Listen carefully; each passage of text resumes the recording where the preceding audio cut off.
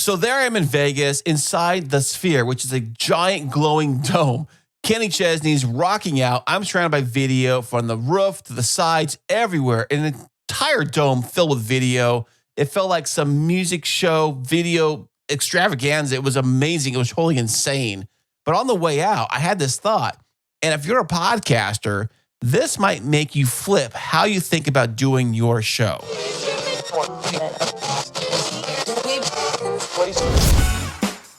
Sound matters.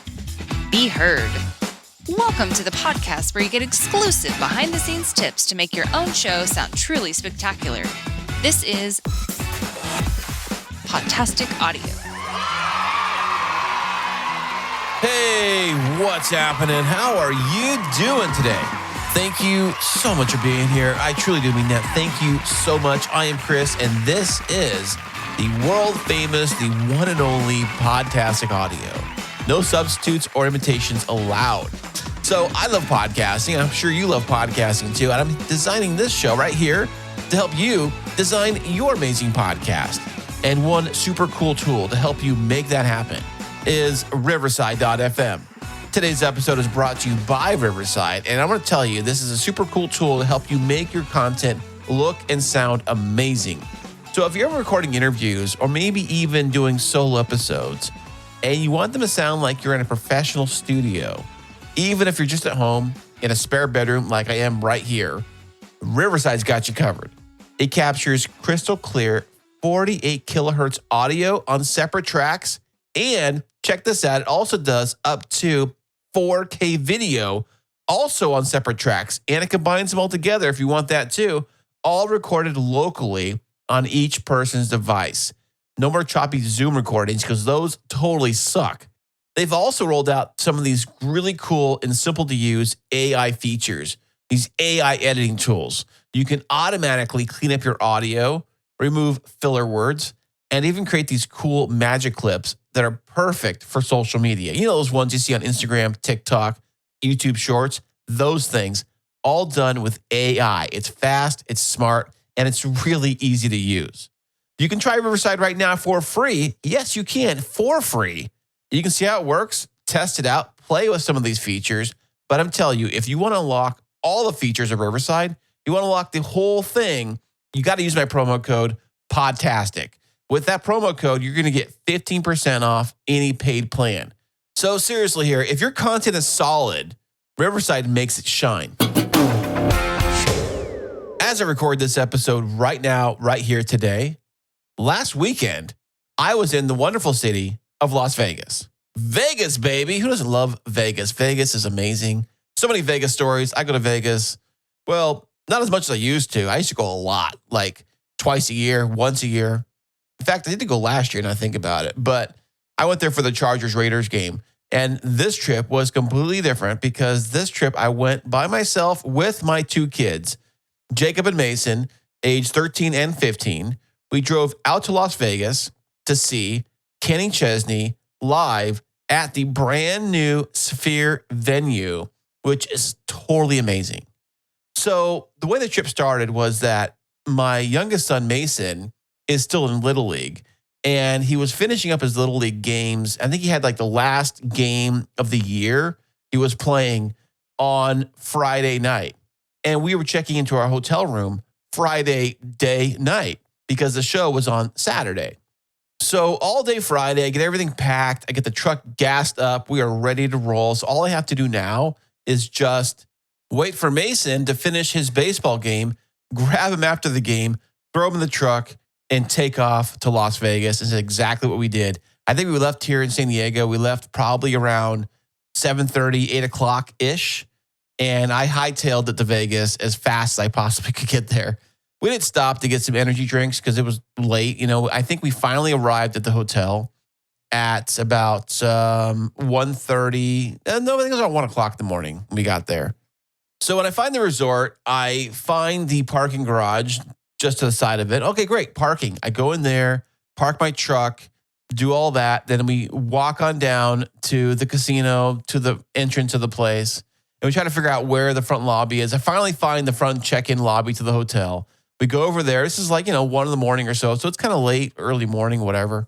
And so we get there Friday night, and I'm go to the front desk, and I say, I'm here to check in for Chris, tell my name and all that stuff. They said, "Ooh, we're kind of booked today.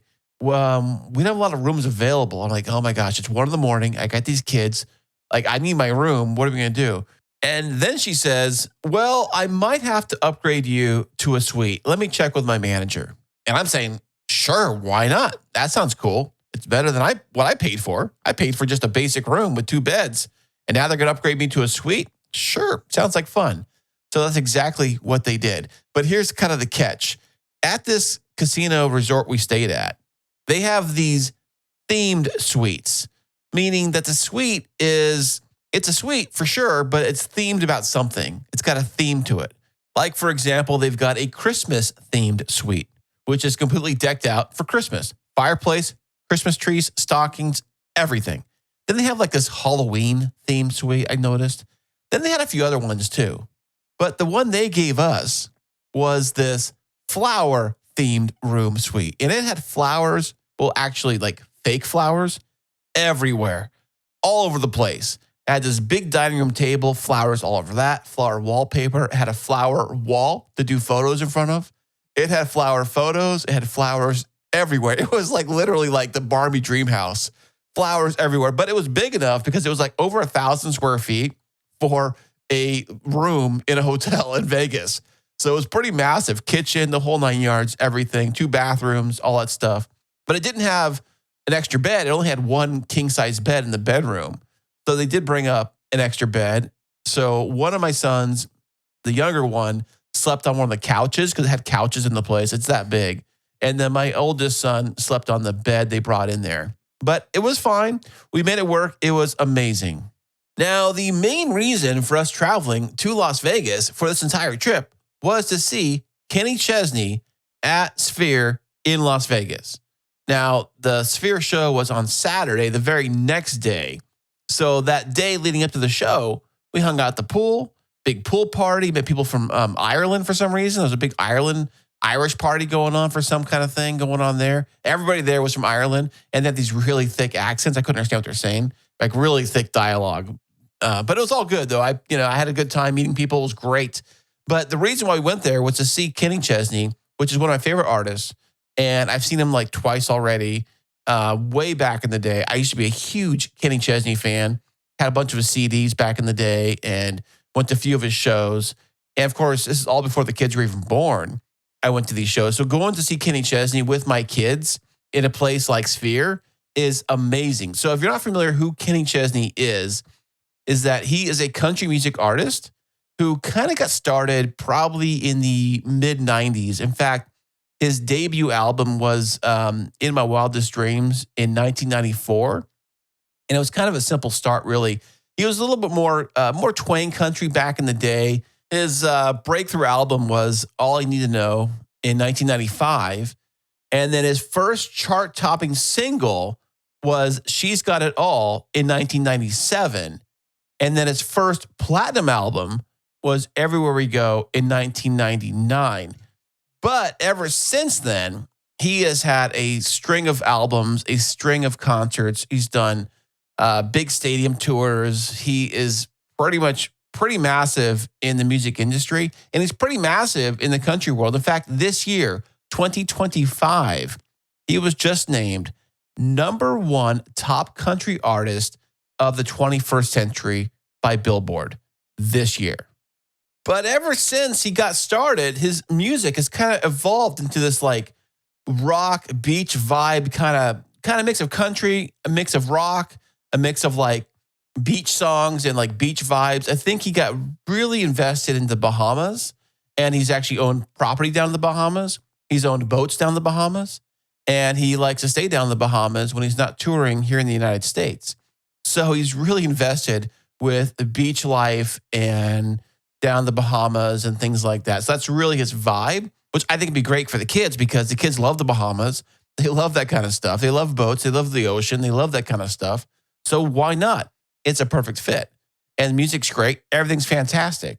So when I first heard about Kenny Chesney playing at the brand new Sphere venue, I was like, take my money.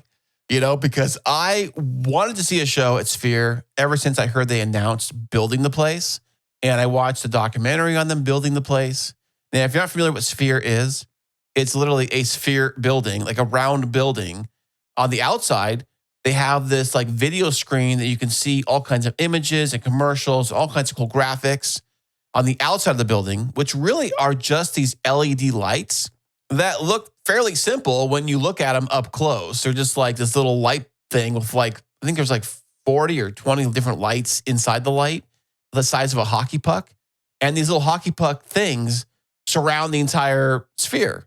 And when they're all lit up and they change colors, when you stand back a ways, they look like an image or a graphic. When you're up close, it's hard to really see it, but that's how it does it on the outside, which is a great show for everybody to see on the outside of the building. But once you get inside the building, it's a movie screen that is so big. I think it is like the most expensive, biggest movie projection screen theater in the planet. I think they spent somewhere around $2.3 billion to build this thing. And it's got like 20,000 speakers, 16K video that wraps from the ground all the way up above you and to the sides. You're basically inside a globe looking out. So the screen wraps up around you. And anything that's shown at the Sphere is basically aimed for the visuals. It's a whole visual experience. And they do have the sound. They have like 20,000 speakers or all that stuff. Oh, and the seats vibrate too. I didn't know this until I was at the Sphere and watching the show. And one part, the bass hits and the seat starts vibrating. I'm like, whoa, what's that? Kind of wakes you up a little bit. It was kind of cool. It was an amazing experience.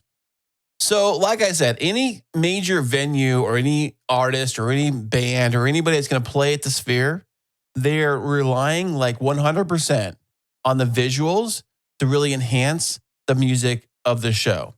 Because let me tell you, the visuals at Sphere for the Kenny Chesney concert were amazing. And I'm trying to figure out how they did it because it's not just like a regular concert where you'd like see the big like Jumbotron video screen of the artist. You see Kenny, they would like have a camera pointed at him and they project that onto some big screen.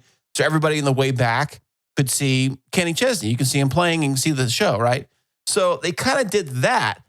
But here's the trick is that they actually did that by projecting his image in different spots on the screen within the image they already had laid out. It's kind of hard to explain. So imagine if they had a bunch of like images of TV sets all over the screen. And inside each of the TV sets would be a video of him playing live at the show, a video on him or his band or a drummer or the guitar player. Somebody would be on a different area of the screen and you could see that. And they would change and move and have graphics. And it was very like three-dimensional. It was so amazing. The images were just like a wonder in of itself just to watch this thing because, like I said, it's completely immersive. There's this one scene where you're actually taken on a trip to the Bahamas and you're flying over the beautiful water, the beautiful islands. You see the waves crashing on the beach and it's like this big drone helicopter shot. But the entire time, it's completely done in 16K, wrapped all around you. You look up, you see the sky, you see the water to the right, the left, you see the clouds. You feel like you're really there. It's really an immersive experience. Whether you see a concert or a video or show of some kind, any kind, it's literally an all immersive experience. And there's literally nothing they can't do visually with this thing. I mean, I've seen them do pretty much everything you can do. And I'm like, wow, they actually did that too. That's quite amazing. Okay, I know you're thinking, hey, Chris, that sounds like an amazing trip. That sounds like a blast. I want to check out the Sphere. Cool. But what does this have to do with podcasting? Well, let me tell you. Now, the Kenny Chesney show, I've seen him in the past and I've listened to a lot of his albums. And when I'm listening to albums of Kenny Chesney and listening to his music, I'm just driving along the road and I'm listening to his songs and I'm enjoying them. And I've seen him at concert without the Sphere and it's a great show. And I've heard his music and it's great and it's fantastic. And I love listening to his music. So regardless of having it at the Sphere with all the visuals and all the cool effects the Sphere can do, he still puts on a great show because his music and him And his show is great, regardless of all the visual fluff and all the visual noise that he puts on with his show at Sphere. So when it comes to podcasting, your message, your content, your delivery, the thing that you have to say, the things that make you important, the thing that makes your show amazing is not video fluff, just for video fluff sake. Sometimes we get tempted to buy the greatest camera or the backdrop, or we use this software because we can blur the background and change the background. Maybe we get a green screen and we get all kinds of video fluff and video stuff. I know video effects can be tempting. I mean, look at the Sphere. It looks amazing. It looks incredible. But without good content, good storytelling, a good message, then it's just a big fluff piece. It's hollow. It's nothing. When I saw Kenny Chesney, he can do an amazing show. His music works, even if it's completely unplugged. And I think that your podcast should be able to hold its own without having to have all that visual fluff. If you can't hold a show without the visual noise, then you need to go back to the drawing board. And your show should be able to hold its own without having to need all this extra visual crap. In podcasting here, your listeners, and I do say listeners, tune in for what you say, not what they see. Nail that first, and then the visuals, if you want them, they can come later. And I know everyone's saying that video is important and you have to do video and video this for podcasting and video that. I'm going to tell you right now, you do not have to do video to have a good podcast. And you do not have to have video to have a successful podcast. I don't do video on this show. This is audio only. I dabble with video. I play around with video. Video for me is like an extra fluff piece, but it's not the core message. It's not what I like to do. I like to do audio podcasting because I consume more audio podcasts and I do video stuff. And I just love listening to things. So you want to consider video for your show? Fine, that's fine.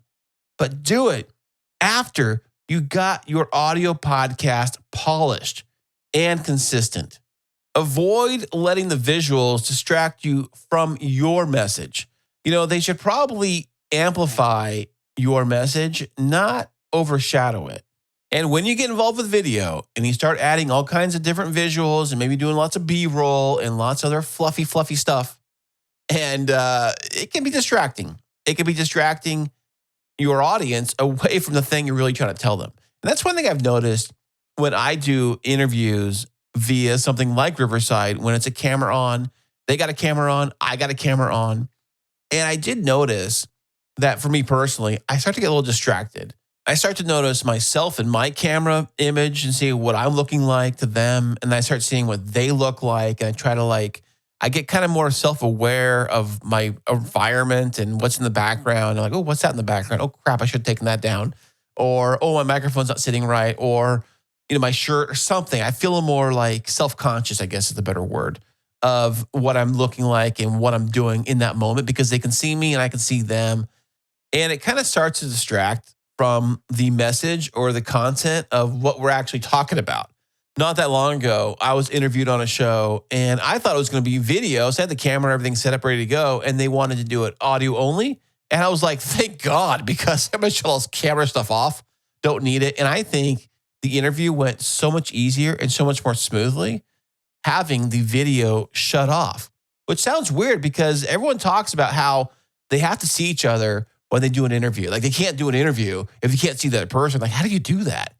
I don't know, but it worked for me and it made a better interview, not seeing the other person, not being distracted by all the video fluff and just focusing on what you want to talk about, focusing on the words, listening. Listening becomes a key ingredient to all of this stuff. When you can't see the other person and all you can do is hear them, you start to focus on what they're saying and not being distracted by all the visual fluff behind them. Like, oh my goodness, your shirt looks funny, dude. Oh, check out your hair. What's that sign behind you say? Oh, what's that on your bookshelf? Oh, your camera is kind of dark. I barely could see. You like you're in a shadow or a cave. All those things that happen, all those things that can be totally distracting from your content, and your content should come first. So when it comes to creating your podcast, and I do say podcast, I'm talking about audio, but like I said, you can do your video show, you can do your YouTube thing, you can do whatever, and that's fantastic. But you probably should build your podcast on a strong message and connection. And if you want to do the visuals, and if you want to do a lot of fun, fluff video stuff, great. But they should probably be secondary. They should be supplemental to your core messaging. Now, Kenny Chesney's Fear Show proves that enhancement only works if you have good content or good substance or good music to go with it. His show would have been a fantastic show to see, regardless if they had the Sphere visuals. But the Sphere visuals enhanced everything to another level. It enhanced things. It wasn't the only thing there. So you really need to ask yourself right now, would your podcast stand up on audio only? Would it? And if it does not, well, then congratulations. You're not doing a podcast. You're doing a video show. You're doing a YouTube show. You are a YouTuber. Congratulations. Be proud. You're one of the many, one of the millions that has a YouTube channel. Hallelujah. Amazing. In fact, I was thinking about this, that if I did a YouTube channel today or tomorrow, however you look at this, the way I would do it is that it would be me in front of a camera showing you things, either places I'm going to, like a travel vlog, like here we are at this location, or perhaps maybe vehicles or car stuff. It would be something outside of this office. It wouldn't be me talking head into a Zoom camera chat thing. It wouldn't be like that at all. It would be a physical YouTube channel with me doing stuff physically in the real world. It wouldn't be like just a talking head show. That's how I would do a YouTube channel if I was going to go all in on video. It would be like that. It wouldn't be this podcast like this. I kind of like to keep the podcasting space separate from like the YouTube video space. And I know everyone wants to blend them together, make it like, oh, they're the same thing. YouTube and podcasting, it's all the same. It's all talking head video stuff. I don't want to do that. I want to keep the podcasting like radio, like audio, an audio format, and the YouTube stuff, just keeping it to the visual stuff, the visual outside, showing you things, not needing to be here watching me talk on camera. Like, do you really want to see me talking on camera? I mean, you can listen to me. It's the same stupid thing. It's the same thing. So why would you want to see me do this? See me screw up all the time and have to re-edit everything? That would look horrible. Who wants to see that? Nobody wants to see that. So I just make it an audio podcast only. But if I were to do video, like I said, it'd be somewhere outside, doing something outside of the real world, showing you real world things. Because that's what's great about YouTube, is that you get to explore places and things that you're physically not at in that space. And that would probably be the kind of show that I would actually make for YouTube. If I was going to go video only, and if I was going to go YouTube only, it would be a show like that, not a quote video podcast. It wouldn't be like that at all. But hey, thanks for listening all the way to the very end of this episode here. I appreciate you so much. I do the show for you, like I said, and I love audio, and I think your audio needs to be amazing. Your show needs to be amazing. It needs to stand on its own, audio only, before you start adding in all the visual fluff. Not saying video's bad. I'm just saying it's not necessary. You don't have to do that. If you don't want to, maybe you want to. Maybe you want to kick it up a notch. And that's fine. That's amazing. I mean, Kenny Chesney did it. The Sphere looked amazing. The show was incredible. And the visuals were really like world-class visuals. I can't even explain it on an audio podcast, obviously, how amazing they were. But I've been posting stuff on social media over the last few weeks, and it just looks incredible. So I hope you have an amazing week, and I hope that your podcast is doing amazing things. You have something to share, you have something you want to get off your chest, then put it in your podcast and be real, be authentic, and you keep on making your amazing podcast. And we'll catch you next time. Happy podcasting.